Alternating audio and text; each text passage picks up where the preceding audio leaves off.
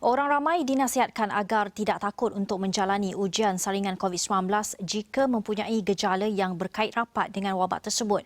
Laporan di Sabah baru-baru ini menyatakan petugas Barisan Hadapan Kementerian Kesihatan dan agensi penguatkuasa lain terpaksa mencari, memanggil, memujuk dan menemui orang ramai satu persatu supaya datang membuat saringan COVID-19.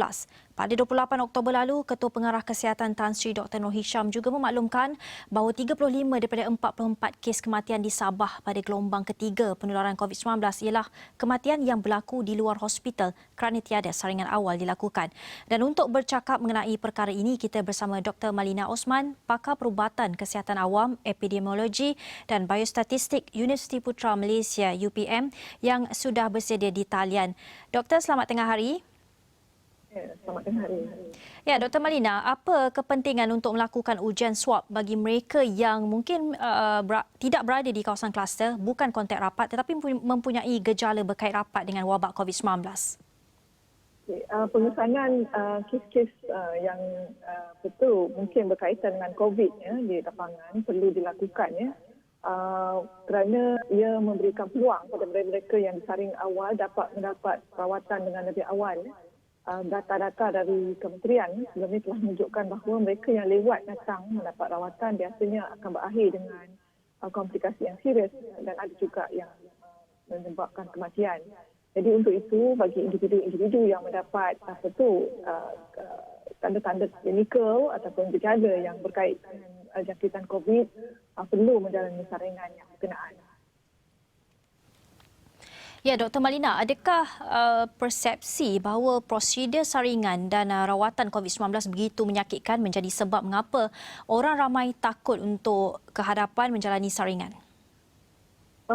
Pada pandangan saya, apa sahaja prosedur yang berkait rapat dengan aktiviti kesihatan dan perubatan, jika tidak dijelaskan kepada masyarakat, ia akan menimbulkan persepsi-persepsi yang kalau kita sebutlah sebagai negatif sehingga mereka enggan untuk kehadapan.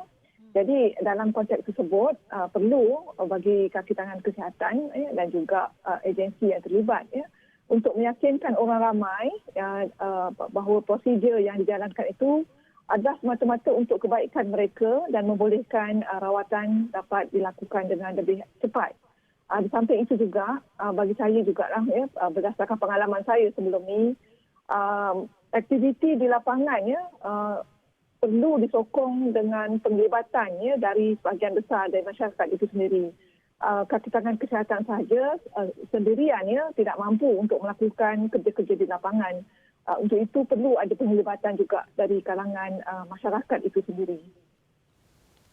Doktor, bagaimana masyarakat termasuk NGO dapat memainkan peranan dalam membantu petugas Barisan Hadapan KKM memberikan pendedahan kepada orang ramai untuk tidak takut melakukan ujian saringan COVID-19 ini?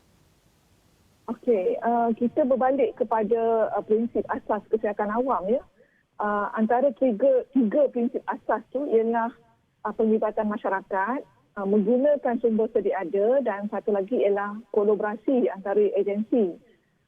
Tanpa penglibatan masyarakat, iaitu yang pertama tadi yang saya sebut, kebanyakan program di lapangan ni susah untuk dilaksanakan.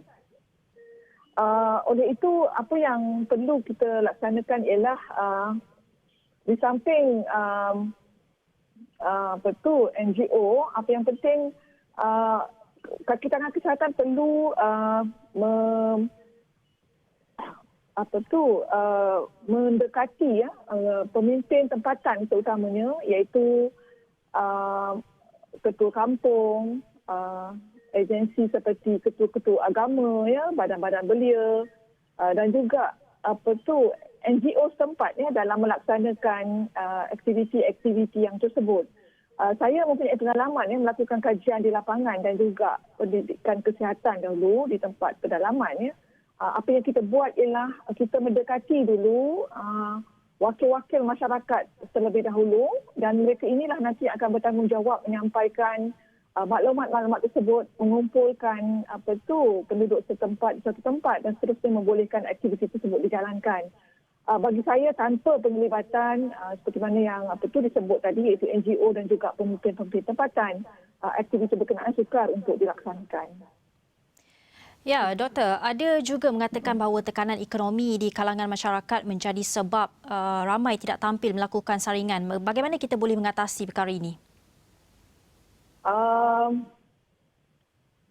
Bagi saya apa yang boleh kita lakukan ialah memberikan maklumat-maklumat yang tepat berkenaan hal tersebut dan seterusnya berharap setiap individu faham tentang prosedur tersebut dan dapat memberikan kerjasama yang diharapkan.